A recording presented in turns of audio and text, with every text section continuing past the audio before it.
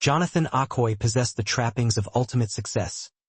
Towering skyscrapers bearing his family name, a sprawling collection of exotic cars gleaming under the perpetual sun, and a private jet that whisked him across continents at a moment's notice. Heads turned and hushed whispers followed him as he entered any room, and thunderous applause erupted whenever he delivered a speech. His phone was a relentless symphony of demands and opportunities, a constant reminder of his vast influence. He was richer than most could even fathom, the heir to Aucoy Global Industries, a conglomerate that spanned industries and continents. He was a figure of awe, some even bordering on worship. Yet, beneath the surface of power and privilege, Jonathan was profoundly weary. The practiced smiles of sycophants felt like a brand. The affections of women felt transactional, their eyes lingering on his wealth rather than his soul. The world lauded him as brilliant, powerful, untouchable, but those accolades rang hollow against the silence of his nights. Each night was an echo chamber, amplifying the emptiness within his grand mansion. He rattled around the vast, unused rooms, the chandeliers blazing, yet his heart remained shrouded in darkness. His opulent bed offered no solace, sleep a fickle visitor. He'd lie awake for hours, staring into the opulent void above, plagued by the same nagging question. Did anyone truly love him for himself? Jonathan had been linked to a string of glamorous women models, lawyers, influencers, all eager to bask in the reflected glow of his billionaire status. They plastered on smiles at his extravagant gifts and laughed at his jokes, even the ones that fell flat. But Jonathan wasn't blind. He saw the calculation in their eyes, the way they curated their social media feeds to amplify their proximity to him. They loved the billionaire, not the man. Then came Susan. She was intelligent, witty, and seemingly genuine, a breath of fresh air in the stale air of his gilded cage. Or so he believed. He opened his heart to her, a vulnerability he hadn't allowed himself in years. He bought her a dazzling ring, a promise of a future he desperately craved. But one morning, arriving early at his office, he stumbled upon a scene that shattered his illusions. He found Susan locked in an embrace with his chief financial officer, their laughter echoing his betrayal. Jonathan said nothing. He simply turned and walked away, the image searing itself into his memory. That day, something fundamental within him fractured. He called off the wedding, terminated the CFO, and retreated into the fortress of his mansion, locking himself away from the world. Not even Nora, his ever-reliable assistant, could breach his self-imposed isolation. Rumors swirled that he had escaped abroad, but he remained a prisoner in his own home, consumed by hurt, wrestling with the agonizing question. Was he, at his core, simply not enough? If he were stripped of his wealth, would anyone genuinely choose him? One stormy night, as torrential rain lashed against the windows and thunder rattled the foundations of his mansion, Jonathan stood at the glass, a solitary figure silhouetted against the tempest. "I'm going to find out," he whispered to the storm. Turning from the window, he picked up his phone and dialed Nora's number. "Get me some old clothes," he instructed, his voice devoid of emotion. "An old shirt, torn trousers, worn-out slippers." "Sir?" Nora responded, her voice laced with confusion. "No designer labels, no expensive watch, no chauffeured car. I want to look like a man who has nothing." A beat of silence hung in the air. "Yes, sir," Nora finally replied, her tone suggesting more questions than answers. Jonathan Aucoy, the billionaire CEO of Aucoy Global Industries, had made a fateful decision. He was embarking on a clandestine experiment, shedding his gilded skin to discover if true love still existed, a love untainted by wealth and power. Jonathan proceeded with meticulous care. He understood that a sudden transformation into a street beggar would raise suspicions, potentially exposing his identity. He would take it slowly, incrementally. He ceased shaving, allowing his beard to grow into a thick, untamed mass. He banished his bespoke suits, replacing them with faded t-shirts, hole-ridden jeans, and scuffed slippers. His wrist remained bare, devoid of the weight of his Patek Philippe. He silenced the incessant hum of his phone, cutting off the stream of calls from power brokers and socialites. He dismissed his drivers and bodyguards, trading the security of black SUVs for the anonymity of the streets. He packed a meager bag and slipped out of his mansion before the sun cast its first rays. The domestic staff assumed he had embarked on another business trip. No one, not even his parents, knew his true destination. They were conveniently away in London, attending to business matters, providing the perfect cover for his audacious plan. This was his opportunity. Jonathan found a cramped, dilapidated room in a forgotten corner of the city. Cracks spiderwebbed across the walls, the single window was bare, lacking even a tattered curtain, and the worn mattress reeked of dust and neglect. But Jonathan offered no complaints. He sought to immerse himself in the reality of a man stripped bare, a man with nothing. Each day he walked the city streets, a ghost in his own life. He took on menial jobs, pushing overloaded wheelbarrows at the bustling market, assisting carpenters with their heavy tasks, even washing windscreens at traffic lights. He earned small sums in cash, crumpled bills that he secreted away in his pocket. Nobody recognized him, and for the first time in years he felt invisible, a sensation that, surprisingly, brought a strange sense of liberation. At night, Jonathan would sit on the edge of his threadbare bed, his gaze fixed on the tattered calendar hanging precariously on the wall, contemplating the trajectory of his life. The real Jonathan, the man buried beneath layers of money and influence, yearned for connection, for authenticity. This was the clean slate he had craved. He spoke sparingly, reserving his words for necessity. He offered smiles to those who crossed his path. Most ignored him, some offered a cursory nod. A few stared with a mixture of pity and suspicion, but none pierced the carefully constructed disguise. He had always been a private individual, even as a billionaire, shunning the spotlight and cultivating a sense of distance. Now, that inherent privacy served him well. Back in the opulent world he had abandoned, Nora worked diligently behind the scenes. She harbored a deep trust in Jonathan, even if she didn't fully grasp the motivations behind his radical experiment. Utilizing exclusive dating apps, she arranged a series of blind dates for him, each woman presented with the same carefully crafted backstory. You're meeting a man who once enjoyed a comfortable life but lost everything due to the economic downturn. He's now working manual labor trying to rebuild from the ground up. None of them knew they were being set up with Jonathan Akoy, the billionaire heir. Of course, Nora had discreetly arranged for an additional layer of security. 2 seasoned bodyguards maintained a watchful presence, observing from a distance during each encounter.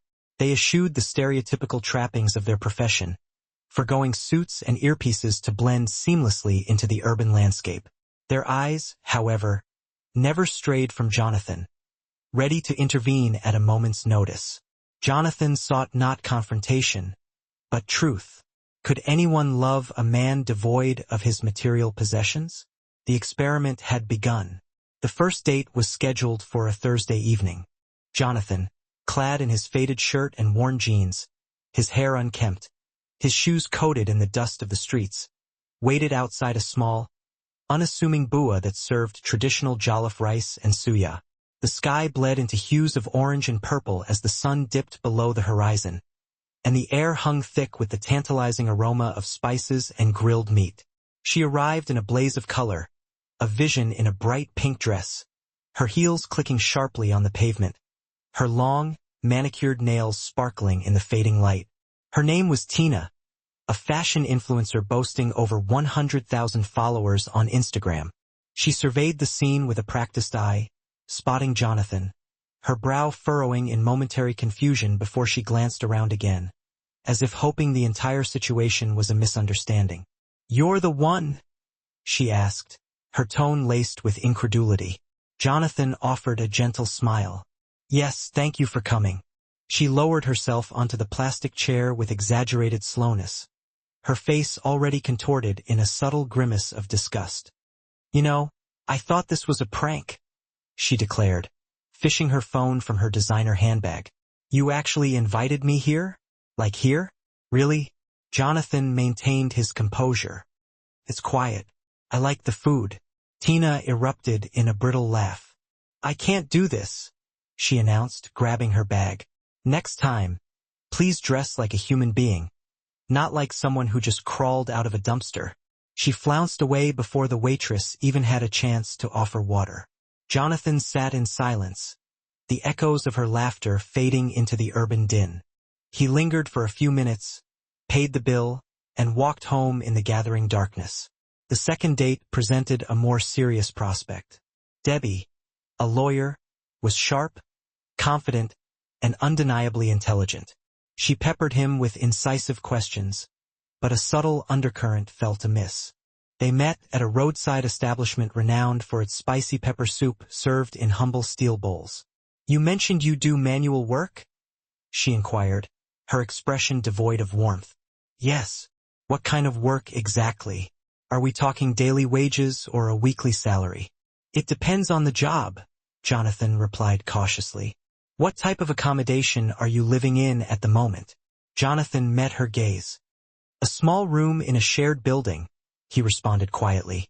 She nodded curtly, extracting a small notebook from her briefcase. "Ever been married? How many siblings do you have? Where do your parents reside? What was your field of study? And remind me of your last name again?" She didn't touch her soup, her attention solely focused on meticulously recording his responses. Jonathan answered politely, carefully skirting the truth, mindful of revealing his true identity. It became increasingly clear that she wasn't there to connect with him on a personal level. She was there to assess his potential, to calculate whether he represented a sound investment. As the food arrived, she abruptly stood. "I'll be in touch," she stated, offering a perfunctory nod. She never called. The third encounter offered a glimmer of hope, almost convincing him that his quest wasn't entirely futile. Sandra was soft-spoken, courteous, even seemingly genuine. She smiled readily, expressing an affinity for humble men. She claimed to possess a compassionate heart for those facing adversity, striving to make a living against the odds. Jonathan dared to believe that perhaps this woman was different. They talked for hours, delving into the details of his life, his aspirations. She shared anecdotes from her own impoverished upbringing, claiming to empathize with his struggles. Jonathan walked her home that night, their hands intertwined, a gesture that filled him with a warmth he hadn't experienced in years. She confessed to feeling a deep connection, a spark of something authentic. The next morning, a text message shattered the illusion. "Hey, love, I hate to ask, but I'm in a bit of a bind. My rent is overdue, and I'm completely out of food. Even a small contribution would mean the world to me. I truly believe in us." Jonathan stared at his phone, the words stinging like a slap. So it had been a charade all along. Less than 24 hours after their initial meeting, she was already making demands, her affection predicated on the expectation of financial gain. It wasn't love, it was thinly veiled greed. That night, Jonathan sat outside his cramped room, the moon casting long shadows in the distance, the mournful howls of stray dogs echoing through the streets. He remained motionless, lost in contemplation. His heart felt heavy, weighed down by disappointment. He replayed the dates in his mind, the forced smiles, the subtle calculations that had betrayed their true intentions. Perhaps true love was a myth, a fanciful notion. Perhaps nobody saw the man, only the label, only the potential for wealth. And perhaps that was all he would ever be to them. Jonathan awoke the next morning with a profound sense of exhaustion. He sat on the edge of his bed, staring blankly at the wall. The ceiling fan spun lazily overhead, stirring the stagnant air. The heat was oppressive, his clothes clinging to his back with sweat. His spirit felt drained. He had approached the experiment with kindness, patience, and honesty, yet each woman had viewed him as either a pathetic joke or a potential source of income. He reached for his phone and dialed Nora's number. When she answered, he dispensed with pleasantries, his voice flat and defeated. "I'm done." Nora paused, sensing the weight of his words. "What do you mean?" "I've tried.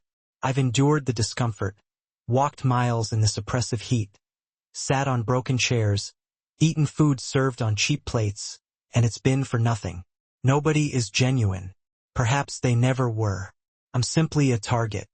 They don't desire me, they desire what they think I might possess. He was ready to abandon the charade, to retreat to the sanctuary of his mansion. But then, Nora's voice softened, a glimmer of hope in her tone. There are good men and women out there, sir, she insisted. I married one of them. He fell silent, taken aback by her unexpected revelation. You never mentioned your husband, he replied, a hint of curiosity creeping into his voice. He wasn't wealthy when we met. We were both struggling, broke and uncertain. We had nothing but hope and faith in each other. And now, 10 years later, we're still together, happy, and we have everything we need. Jonathan remained silent, processing her words. Nora continued, Don't allow the actions of 3 shallow women to extinguish your belief in the possibility of finding that one genuine connection. He scoffed, a cynical edge returning to his voice. You honestly believe that someone can love a man who possesses absolutely nothing? She responded with unwavering conviction. Yes, but only if that man truly becomes nothing.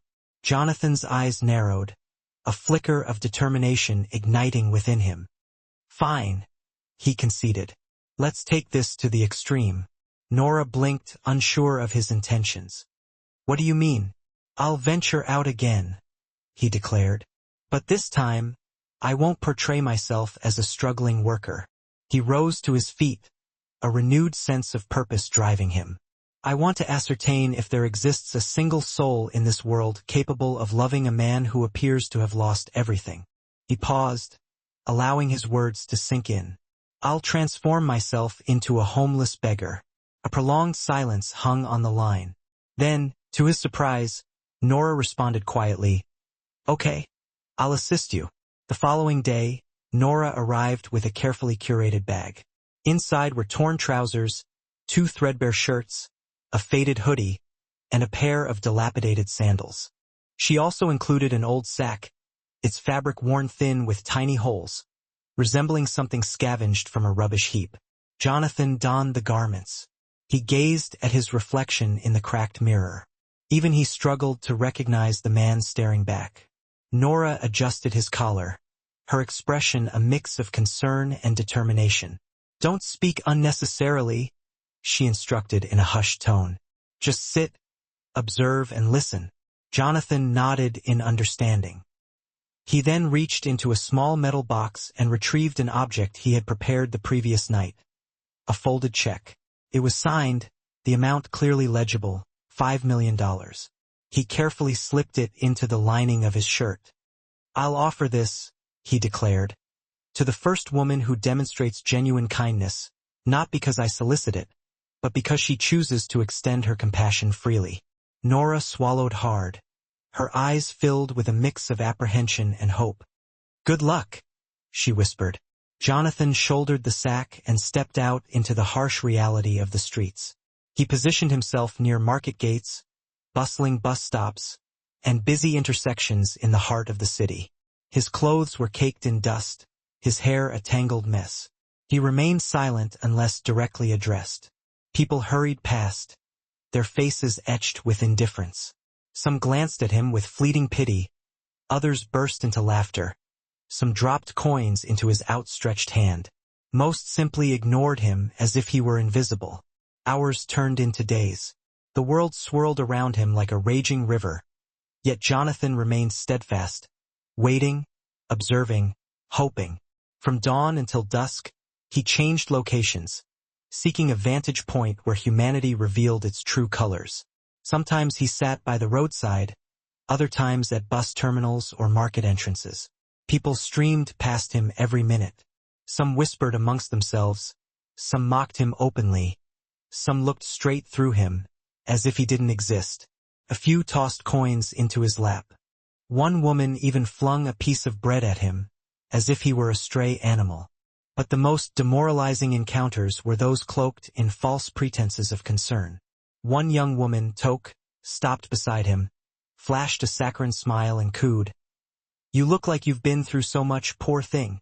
Jonathan looked up, his heart momentarily fluttering with a flicker of hope. feigning the desperation of a man who hadn't eaten in days. "Please," he pleaded softly, "could you spare some water or a piece of bread?" Tok's smile vanished instantly, replaced by an expression of disdain. "You want me to feed you?"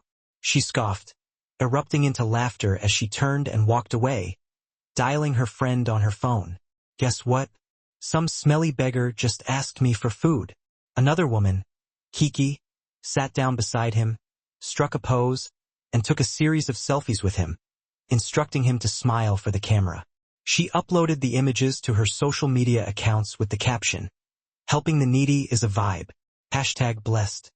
Then she departed without offering a word of kindness, leaving him with nothing but fleeting likes and superficial comments. Jonathan began to question whether the world had completely lost its capacity for compassion. Perhaps Nora had been mistaken. Perhaps genuine kindness had become extinct. It was on the fifth evening, under a sky heavy with impending rain, that everything changed. The clouds hung low, casting a pall of gloom over the city. Rain began to fall, not a gentle drizzle, but sharp, cold drops that stung the skin and soaked the earth. Jonathan pulled his threadbare hoodie tighter around him, seeking a modicum of shelter. He sat near a dilapidated tailor shop, its wooden sign barely clinging to its hinges, the painted needle and thread logo faded and worn by years of sun and rain. Then she appeared. She hurried across the street, an umbrella clutched in one hand, a plastic bag in the other. Her dress was simple, a tasteful lilac blouse paired with black trousers. She wore plastic slippers and had her hair neatly tucked beneath a scarf. She stopped abruptly when she noticed him huddled beneath the leaking zinc awning, her eyes reflecting neither fear nor disgust, but genuine concern. "You're getting soaked," she observed gently. Jonathan looked up, his body shivering uncontrollably. She opened her bag and produced a small plastic container. Without uttering a word, she offered it to him with both hands. "It's rice and beans," she said. "I prepared it for myself, but please take it. You look hungry." Jonathan accepted it slowly, scarcely believing what was happening. She then removed her own wrapper, a vibrant length of fabric, and draped it over his shoulders. "This one is dry," she explained. "You'll fall ill if you stay wet like this." He stared at her, speechless. "Thank you," he managed to whisper, his voice thick with emotion. She smiled warmly. "I'm Ariana," she said. "I sew clothes and teach at a nursery school nearby." He nodded. "I'm Jonathan, just trying to survive." "I can see," she replied softly. "Life is difficult these days." She didn't pry into his past, didn't demand explanations, didn't express judgment. Just pure, unadulterated kindness. As the rain intensified, Ariana glanced at him and offered, "If you wish, you can wait by my shop until the rain subsides. I'll be here sewing anyway." Jonathan swallowed hard, a lump forming in his throat. "No one has spoken to me with such kindness in a long time," he confessed. Ariana smiled again, her eyes radiating warmth. "Then it's about time someone did."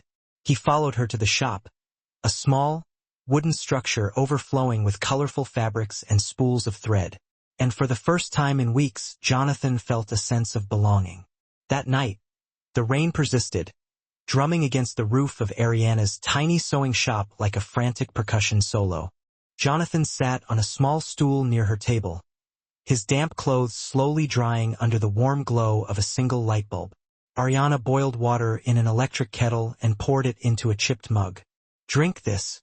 It'll help you feel better," she said, handing it to him. He accepted the mug with both hands, his fingers brushing against hers. It was the kindest gesture anyone had shown him in what felt like an eternity. They sat in comfortable silence for a while, the only sound the rhythmic hum of the sewing machine and the relentless drumming of the rain. Then, Jonathan spoke softly, his voice laced with vulnerability. "I'm homeless now." Ariana looked at him, her expression surprised but not judgmental. He braced himself for pity or disgust, but she simply nodded. "Well, if you don't mind," she said, glancing around her modest shop. "You can stay here. It's not much, but it's dry and safe." Jonathan blinked in disbelief. You'd let me sleep here? She smiled gently. Why not? My house is just around the corner. I come here every evening after teaching. I'll bring you food. Jonathan felt a warmth spreading through his chest, not from the tea, but from her unwavering generosity. He surveyed the cramped space, the sewing machines, rolls of fabric, and empty thread spools. I can help you, he offered. With your sewing, running errands, anything really. Ariana laughed, her eyes twinkling with amusement. You know how to sew? I can learn. And so the days unfolded. Jonathan diligently helped clean the shop, cut fabrics, carry heavy bags for customers, and deliver completed orders. In the evenings, he eagerly awaited Ariana's return from school, weary from her day of teaching, yet always greeting him with a radiant smile. She would change into her worn sewing gown and work late into the night, stitching, measuring, and folding with tireless dedication. Jonathan observed her closely, admiring her resilience and compassion. She was more than just kind. She was a force of nature, a woman who dedicated herself to educating children and still found the strength to build her own business in the evenings. One day, as they folded wrappers and chuckled over a misaligned zipper, Jonathan remarked jokingly, You know, I'm actually a billionaire, right? Ariana chuckled, not even glancing up from her work. Well, whether rich or poor, a kind man is still a treasure. Jonathan smiled, his heart swelling with affection. He reached into his shirt and retrieved the folded check, placing it on the table. Ariana looked at it, picked it up, and read the numbers slowly. 5 million, she said, her eyebrows arching in surprise. She met Jonathan's gaze, then burst into laughter. You're hilarious, she declared, folding the check and handing it back to him. You must be practicing comedy. Jonathan simply stared at her, awestruck. She hadn't even flinched. Not once had her eyes betrayed a hint of avarice. One evening, as they shared roasted yams and groundnut oil outside the shop, Ariana grew unusually quiet. Jonathan noticed her change in demeanor. Are you all right? He inquired. She nodded slowly. Just thinking. About what? She glanced at him, a hint of shyness in her eyes. My family. She paused, gathering her thoughts. My mother has been pressuring me to bring someone home. There's a celebration this weekend, my mother's 50th birthday. Everyone will be there, aunties, uncles, cousins, and a barrage of questions. Questions. You know the kind. She smiled faintly. When will you marry? Where's your boyfriend? Are you sure you're not secretly seeing someone? Jonathan chuckled, recognizing the familiar pressures. I know those questions all too well. Ariana looked at him, her eyes sparkling with a mischievous glint. I was wondering, would you consider coming with me? Just to pretend to be my fiancé. Jonathan blinked in surprise. Me? She nodded slowly, her gaze unwavering. I know it's a bit silly, but I'd much rather attend with someone I'm comfortable with than endure another round of interrogation or fabricate another story. Jonathan studied her face, searching for any trace of ulterior motive. She wasn't joking. She wasn't ashamed of him, of his ragged clothes, his worn slippers, his old hoodie. She was asking him to stand beside her, to face her family alongside her. He smiled, his heart pounding softly in his chest. I'd be honored. Ariana and Jonathan embarked on the journey to her village early Saturday morning. Jonathan had trimmed his beard slightly and exchanged his tattered garments for a plain button-down shirt and dark trousers. He no longer resembled a beggar, but he hadn't donned anything ostentatious either, opting for simple, clean, and respectful attire. As they approached the family compound, the air vibrated with the sounds of boisterous chatter, lively music, and unrestrained laughter. Ariana's mother's birthday celebration was already in full swing. Plastic chairs were scattered across the expansive yard, plumes of steam rising from enormous pots of jollof rice, and the enticing aroma of grilled meat filled the air.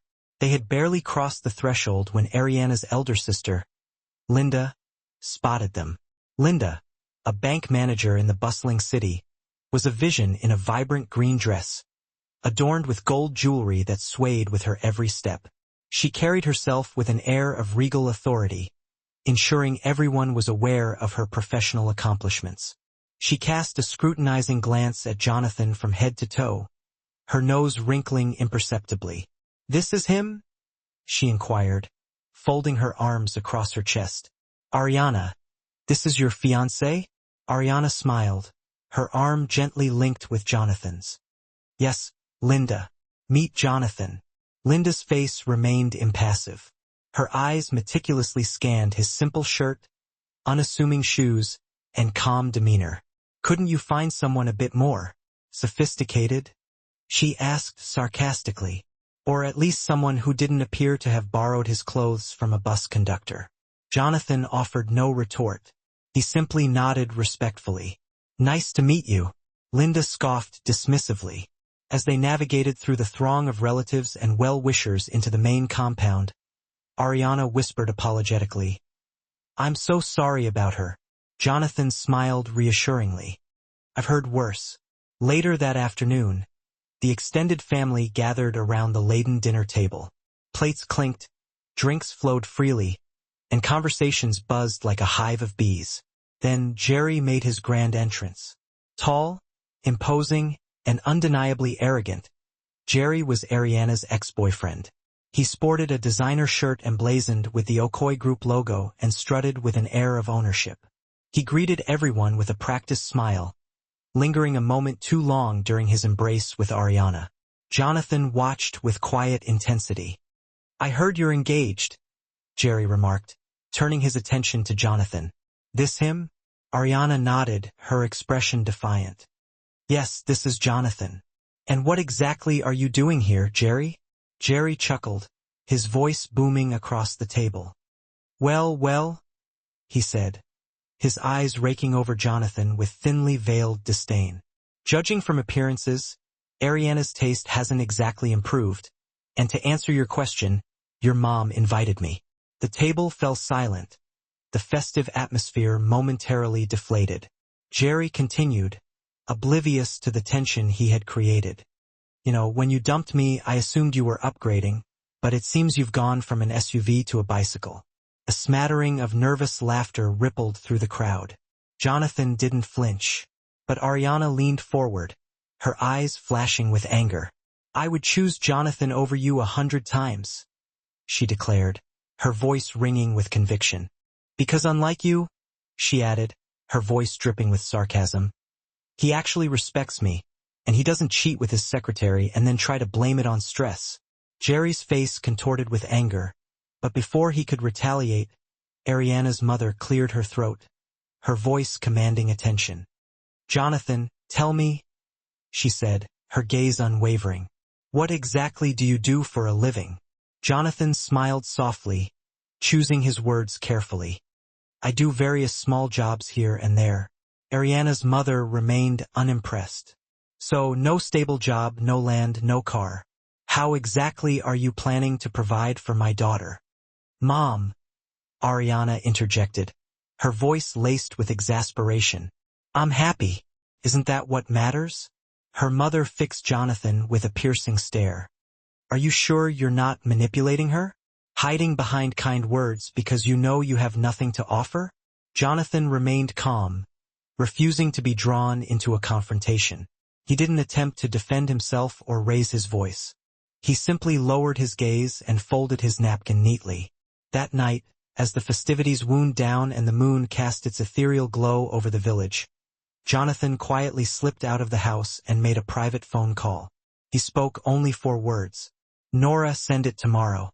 The next morning, as the sun painted the sky with hues of gold and crimson, Ariana's family gathered in the yard for a leisurely breakfast, reminiscing about the previous day's celebrations, sharing leftover rice, and trading stories. Suddenly, a deep, resonant sound shattered the tranquility. Birum, the unmistakable hum of a powerful car engine drew everyone's attention. A sleek, black SUV glided to a halt in front of the compound, followed by 2 more identical vehicles. All 3 were impeccably clean, their windows tinted, their polished surfaces reflecting the morning sun. The driver emerged from the lead vehicle, holding a red file and a small velvet box. "Who is the mother of Miss Ariana?" he inquired, his voice polite yet assertive. Ariana's mother stepped forward, her expression a mixture of curiosity and confusion. The driver handed her the velvet box. "Your daughter's fiancé instructed me to deliver this." Inside the box lay the gleaming keys to a brand new car. A collective gasp rippled through the crowd. "Wait a minute!" someone exclaimed. "Is this for real?"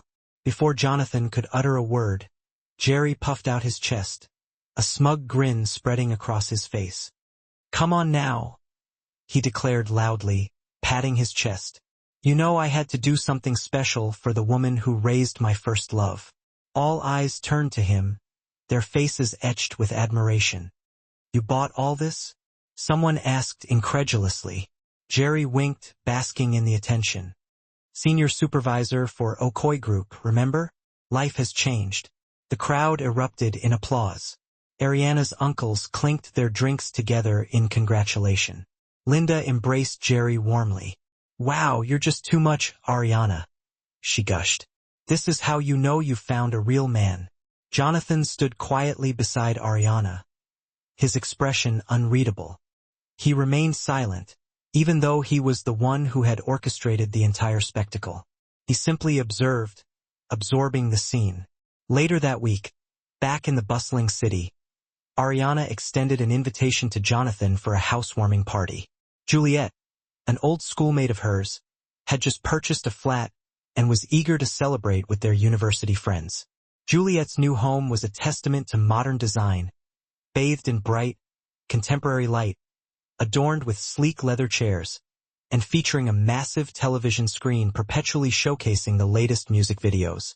The women, meticulously made up and exuding the intoxicating scent of expensive perfume, mingled effortlessly.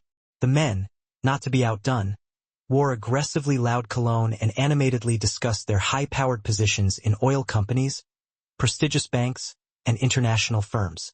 Ariana, in stark contrast, opted for a simple, unadorned gown and comfortable flat shoes. Jonathan, ever the understated gentleman, wore his usual quiet attire. They had barely stepped inside when the whispers began, subtle at first, then growing bolder. "Is that Ariana? Still dressing like a help?" One voice sniped.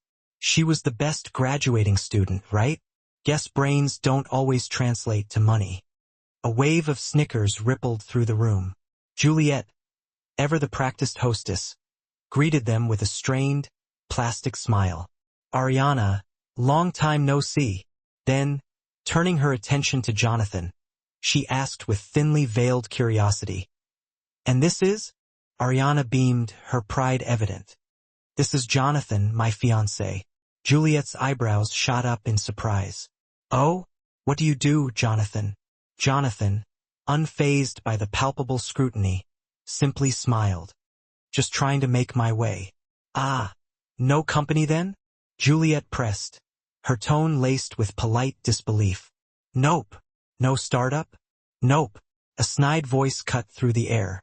"He looks like he just came from fixing the generator out back." Another wave of laughter erupted. One of the girls, emboldened by the crowd, turned to Ariana, her face twisted in a mocking smirk. "You always liked struggle, Ariana. Now you really went from class to grass." A guy, never one to miss an opportunity to belittle, pointed at Jonathan's worn shoes. "Where did you buy those? The thrift market?" he sneered. Another girl squinted, her eyes narrowed in suspicion. "Wait a minute. Wasn't he the guy asking for directions at the bus stop last week? You sure he's not a thief?" Jonathan's smile remained unwavering. He knew who he was, and he didn't feel the need to justify himself to these shallow, judgmental people. But before Ariana could defend him, Juliet, her face contorted in distaste, waved her hand dismissively. "Sorry, but I think he should leave. My neighbors are watching. You know how these estates are, reputation is everything." Within moments, a stern-faced security guard materialized. "Please," Madam said, "you should go." Jonathan stood up calmly, his dignity intact. Ariana didn't hesitate. She rose to her feet as well, grabbed her bag, and spoke in a voice loud enough for the entire room to hear. "You may have nice floors and fancy lights, but if you think this is class, then I want no part of it." She swept her gaze across the room, her eyes burning with righteous anger. "Don't look down on people just because you think you're better. You don't know anyone's story." Then, she reached for Jonathan's hand, her grip firm and reassuring. "Let's go." They walked out, heads held high, hearts heavy with disappointment, but together. Ariana clutched Jonathan's hand tightly as they made their way toward the door. Her eyes stung with unshed tears, but she refused to let them fall. Not here, not in front of them. They had mocked his clothes, his shoes, even his quiet demeanor. But she didn't care. She was fiercely proud of him, proud of the kind, hard-working, and genuine man he was. That was more than enough for her. They were just 2 steps from the gate when it happened. The sudden blare of horns, the blinding flash of headlights, the throaty roar of powerful engines. The ground trembled slightly beneath their feet. Everyone paused, their conversations abruptly cut short. Through the wide estate gates, 3 gleaming black SUVs rolled in, one after the other, their engines humming like caged lions. Trailing behind them were 2 sleek, impeccably polished sedans. The cars moved with a deliberate slowness, commanding attention and radiating an aura of undeniable power. The music ground to a halt. Even the DJ stood frozen, his hands poised above the turntables. The door of the first SUV swung open, and a tall, imposing man in a tailored black suit stepped out, an earpiece discreetly nestled in his ear. He scanned the crowd with practiced efficiency, nodded once, and then moved to open the second door. From the SUV emerged Nora, composed and elegant in a corporate black dress. She walked with unwavering purpose directly towards Jonathan. "Sir," she said with a respectful bow. "Everything is in place." A collective gasp swept through the crowd. "Sir? Who's she talking to?" Murmurs of confusion and disbelief rippled through the gathering. Before anyone could process what was happening, more bodyguards emerged from the vehicles, their presence adding to the growing sense of unease and anticipation. People began frantically recording on their phones, desperate to capture the unfolding drama. One guy whispered, "I think this is a movie shoot." Another girl stammered, "Wait, that guy. He looks like someone I've seen in the news." Ariana's hand trembled slightly in Jonathan's. He turned to her, his eyes filled with tenderness and understanding. Then, gently releasing her hand, he took 2 steps forward, reached into his back pocket, and pulled out a folded file. He opened it with a deliberate flourish and raised his voice, not in anger or resentment, but with a clear and resonant tone that commanded the attention of the entire room. "My name is Jonathan Okoye." The silence that followed was deafening. "I am the CEO of Okoye Group and the only son of Chief and Mrs. Okoye." He held up the documents, displaying his identification and company shares for all to see. As the truth dawned on them, the partygoers scrambled for their phones, their hands shaking with disbelief and a desperate need to verify what they were witnessing. Photos of Jonathan with presidents, recordings of his speeches, and images of him accepting prestigious awards flooded their screens. Juliet's mouth hung open in a silent O of shock. One of the girls dropped her wine glass, the shattering sound punctuating the stunned silence. The guy who had mocked his shoes sank weakly into a chair, his face ashen. A boy in the back, realizing the magnitude of what he was witnessing, had been live-streaming the entire scene, and within minutes, the video was trending across the internet. #Beggar-turned-billionaire, #Okoye reveals. Jonathan turned his attention back to Ariana, his voice softening with affection. "I came to you with nothing, Ariana. No name, no status, just a tired heart and empty hands." She was frozen, tears welling in her eyes, overwhelmed by the unexpected revelation. "You gave me food when you had little. You gave me shelter when you thought I had nowhere to go. You gave me kindness when the world gave me judgment." He knelt down, his eyes locked on hers, and produced a small velvet box. The entire room gasped, their collective breath held in anticipation.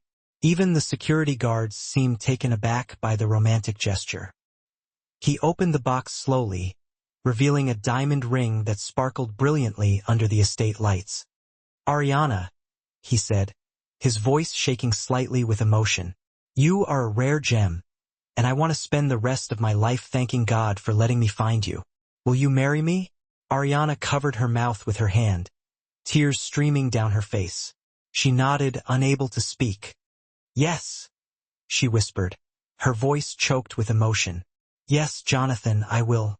The room erupted into applause, a mix of genuine joy and awkward attempts at redemption.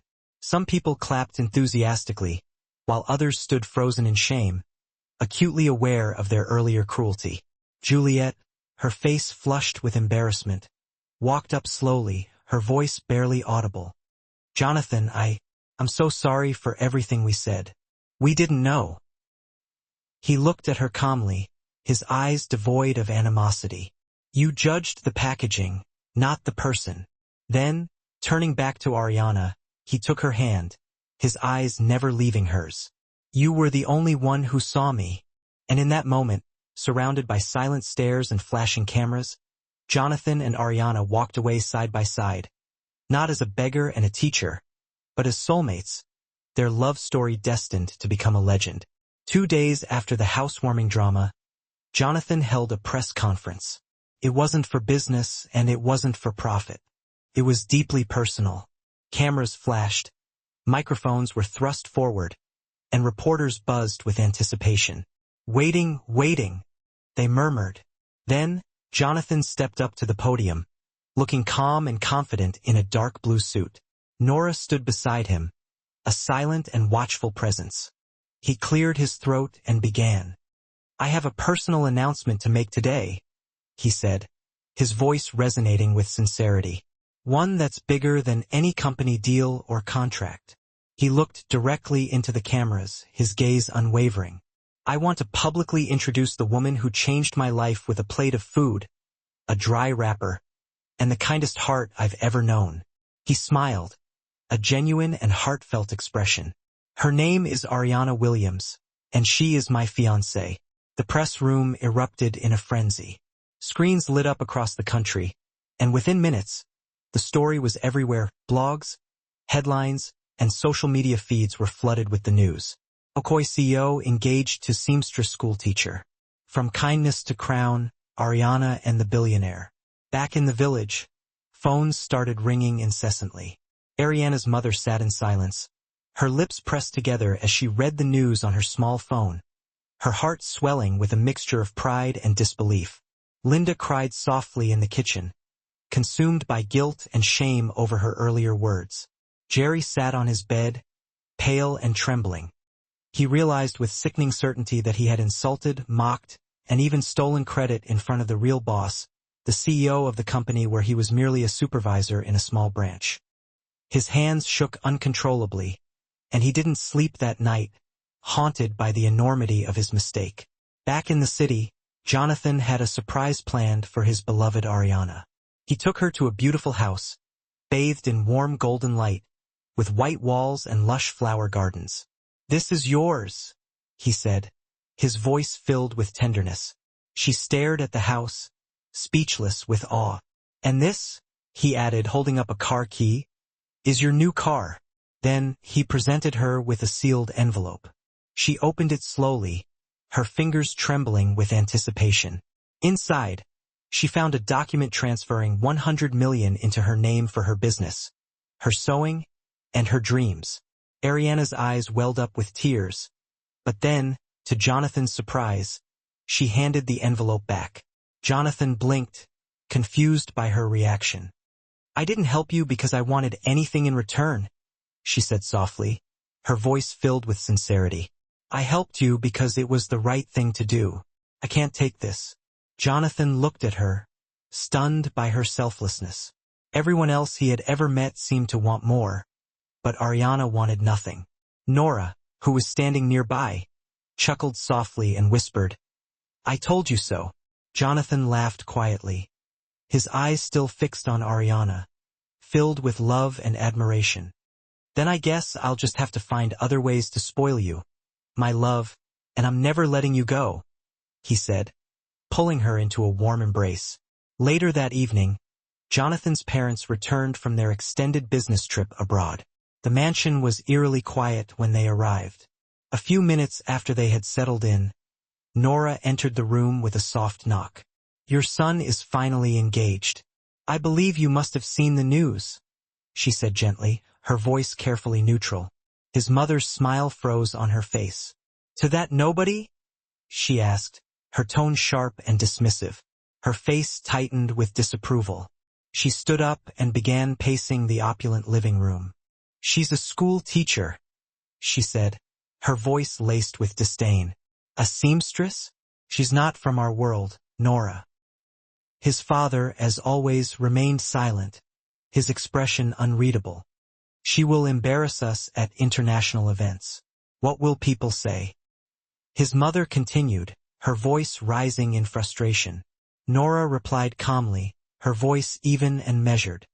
"People will say your son found love, that's all." But Jonathan's mother wasn't convinced. "She is not his equal," she insisted, her voice unwavering. She folded the newspaper article and threw it onto the table, her face contorted in disapproval. "This is not over." The next morning, Jonathan sat across from his parents in the grand living room of the Okoye mansion. Sunlight streamed through the floor-to-ceiling glass windows, but the atmosphere felt cold and tense. His mother sat upright, her fingers tapping impatiently on the armrest of her gilded chair. His father, as always, remained silent, watching the unfolding drama with detached interest. "I'm happy you're back," Jonathan said softly, attempting to break the ice. "There's something I want to share. We already know." His mother cut in, her voice clipped and dismissive. She placed a tablet on the table, displaying a photo of Ariana's smiling face, her hand intertwined with Jonathan's. "She's sweet," his mother conceded, her voice tight with forced pleasantry. "But Jonathan, this can't work." He looked at her, his brow furrowed in confusion. "She's kind, hardworking, and smart. What more could I want? You need someone who fits our world," she said, her voice laced with authority. "Someone who understands power, politics, and public life." Jonathan shook his head, his expression resolute. "She understands me." His mother stood up and walked slowly to the window, gazing out at the manicured gardens beyond. "The Senate President's daughter, Tenny, is single. Her father is ready to give us that highway contract. Billions, generational wealth. That's what we've worked for." Jonathan looked down, his jaw clenched. His father finally spoke, his voice low and measured. "You can't let emotions destroy everything we've built." Jonathan's voice was steady, his eyes filled with conviction. "But we aren't poor. We have enough money to last several generations." His mother turned sharply, her eyes blazing with anger. "Yes, but we need to protect it with strategy." She walked back and stood directly in front of him, her voice filled with urgency. "You want to throw all that away? For a girl who sews clothes in a wooden shop? She's not just a girl. She's the woman who gave me back my peace. She made me believe in love again." "Jonathan," she said firmly, her voice leaving no room for argument. "You're the heir. The Okoye name must remain respected. Think about the legacy. Think about the business." He stood up as well, his gaze unwavering. "I've thought about it, and I'd rather lose everything than lose Ariana." His mother stared at him, her eyes wide with disbelief and anger. "Then that's your choice." She picked up a folder from the table and thrust it towards him. "From this moment on, if you don't agree to marry Tenny, you lose your inheritance, your company shares, your board seat, everything." Jonathan's hands clenched into fists, but he managed to keep his voice even. "I believe myself capable, and you know that too. My assets aren't all from the Okoye family," he said quietly, his eyes filled with steely resolve. "I'm not afraid to start again." The silence in the room was deafening, heavy with unspoken words and simmering resentment. The war between love and legacy had truly begun. Jonathan left the mansion that day feeling as though he had been ripped in half, his heart torn between his love for Ariana and his loyalty to his family. He had chosen love, but at what cost? His inheritance, his company, everything his name represented. That night, he sat with Ariana in her small, humble living room.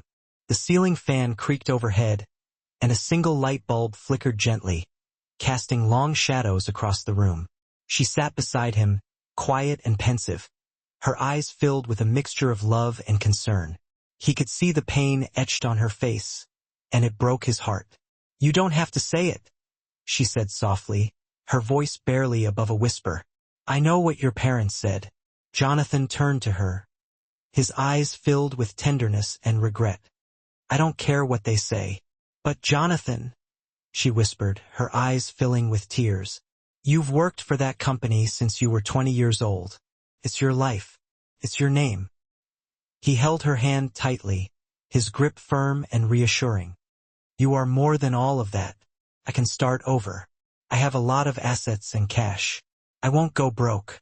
Her eyes welled up with tears, and she couldn't contain the fear that gnawed at her heart. "I feel like I'm pulling you away from your world." "You're not," he said, his voice filled with conviction. "You're giving me a new one, a better one." But deep inside, Ariana was hurting. She saw the pressure mounting, the judgmental looks from strangers, the sensational headlines, the deals falling apart. She didn't want to be the reason he lost his position as the CEO of Okoi Group. The next morning, Jonathan woke up and found Ariana gone. Her sewing machine sat still and silent, and her pile of fabric remained untouched. On the table, he found a small note written in her neat, soft handwriting. "I love you with all my heart, but I'd rather see you succeed than be the reason you lose everything. Ariana." Jonathan stood there, the note shaking in his hands, his heart sinking with despair. He felt like the world had dropped out from under him, leaving him adrift and alone. Days passed in a blur of frantic searching and unanswered questions. Then came the high society gala, hosted at the iconic Okoi Towers. The venue was a spectacle of opulence. Gold chandeliers glittered, silk curtains cascaded from the ceiling, and the air buzzed with the presence of press and paparazzi. Everyone who was anyone was there: senators, CEOs, foreign investors. It was supposed to be a night of power and prestige, a night to announce Jonathan's engagement to Tenny, the daughter of the Senate president. Tenny stood near the stage in a glittering gown, her smile practiced and polished as the cameras flashed. Jonathan arrived late, his entrance creating a palpable buzz throughout the room.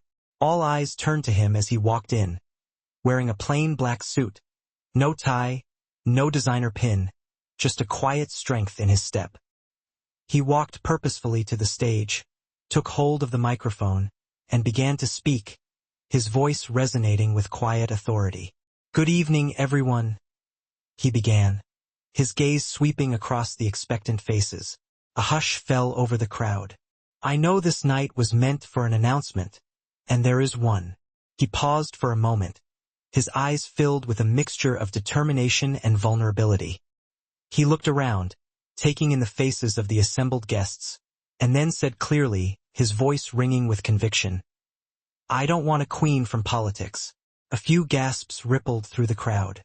Tenny blinked, her carefully crafted smile faltering. "I want a queen with a heart, the queen of my heart."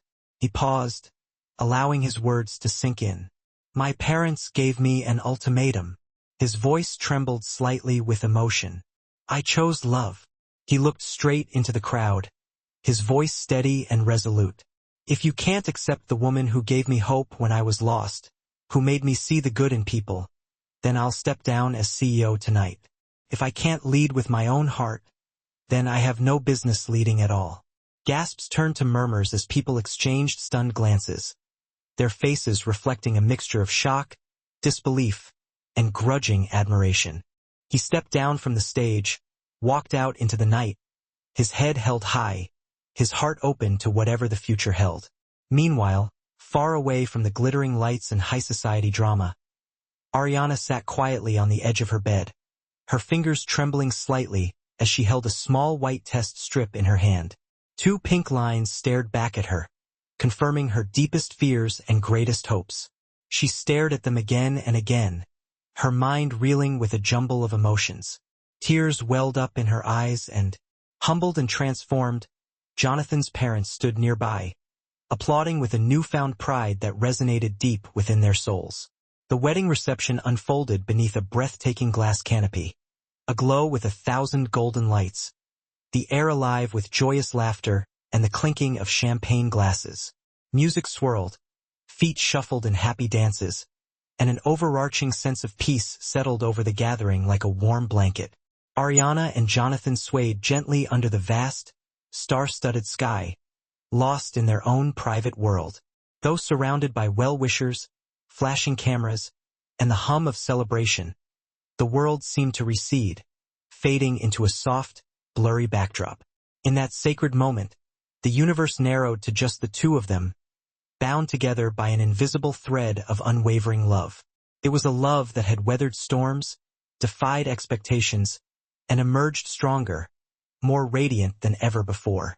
Their promise, whispered in stolen moments and etched into the very fabric of their beings, was a testament to their enduring devotion. Ariana was no longer simply a schoolteacher shaping young minds. She was Jonathan's wife, his partner, his confidant, his everything. And together, hand in hand, they stood as living proof that true love, in its purest and most resilient form, could conquer all, a beacon of hope shining brightly for all to see. Theirs was a love story for the ages, a symphony of two souls destined to be eternally intertwined.